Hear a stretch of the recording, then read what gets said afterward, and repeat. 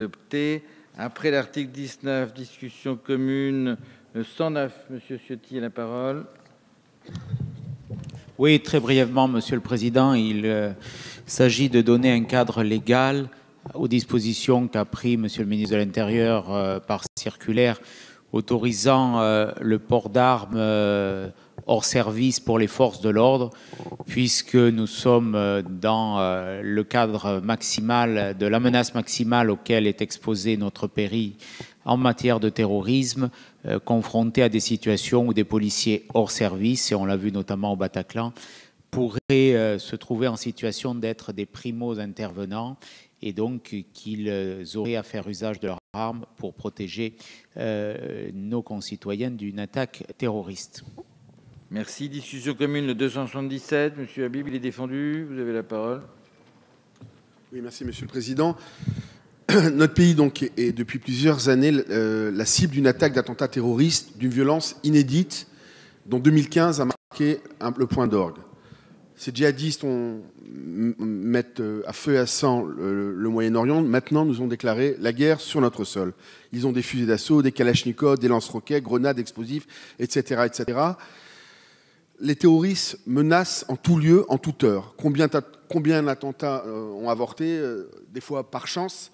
On se rappelle à l'incompétence d'un Sid Ahmed Glam, parfois grâce à l'intervention héroïque de touristes étrangers, comme dans le Thalys.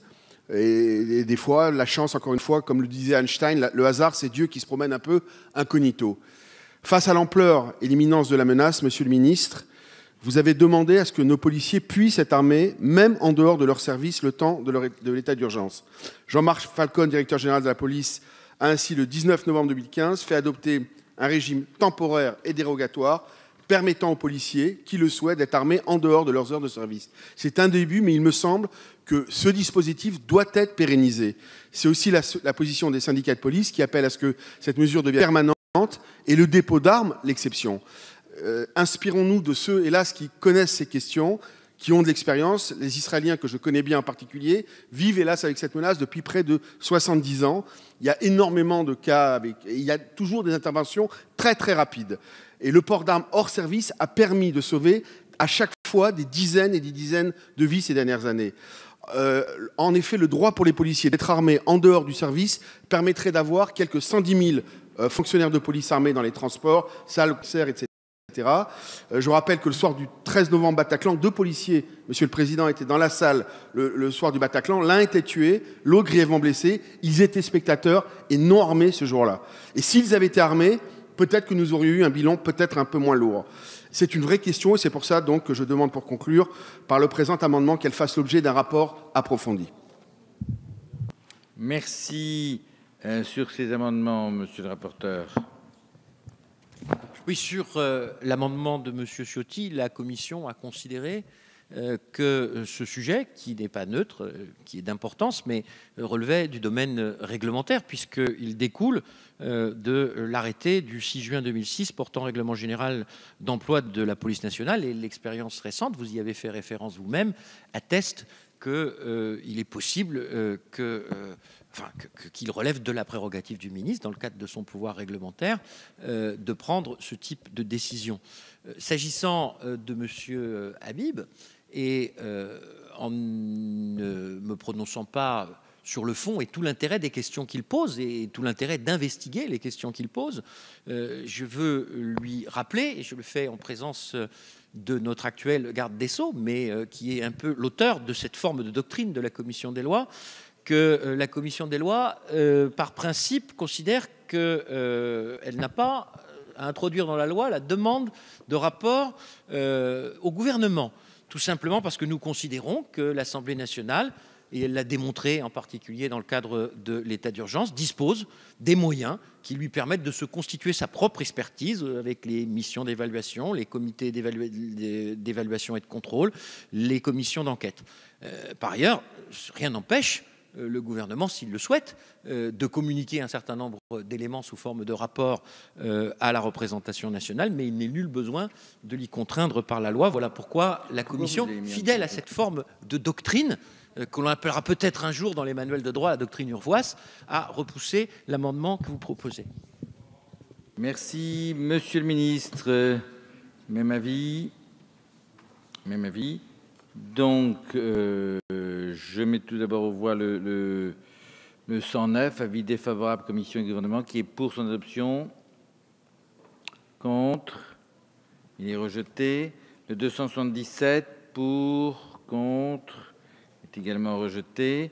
Madame Coutel, pour un projet de rapport également, vous avez la parole. Oui, monsieur, 510. mais qui est à la fois sur le même sujet, qui s'adresse à monsieur le ministre Urvoas, mais sur la légitime défense, mais dans le cadre de tout à fait une autre affaire, donc c'est après l'article 19. Comme vous le savez, la délégation demande un rapport chiffré et sexué sur l'état de la jurisprudence en matière de légitime défense, notamment en comprenant le cas de femmes et d'hommes et une interprétation jurisprudentielle des critères légaux et des éléments de droit comparé, si possible, avec la Suisse, le Canada ou d'autres pays.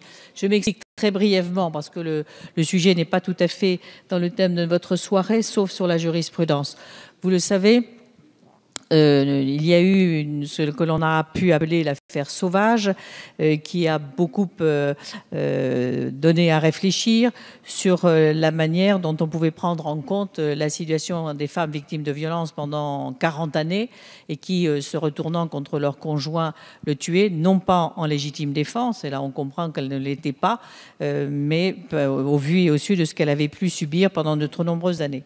Donc la délégation a fait une étude et a voulu, d'une manière calme et posée et en faisant des auditions, réfléchir pour savoir s'il était opportun ou non de modifier la loi et en particulier cette question de la jurisprudence.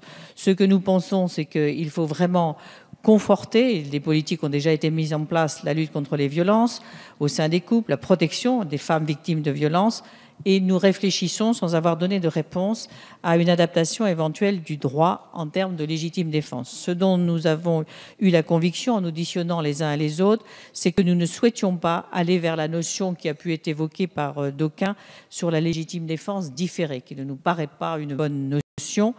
Mais nous demandons si on pouvait prendre en compte ou non la notion d'emprise pour expliquer la jurisprudence.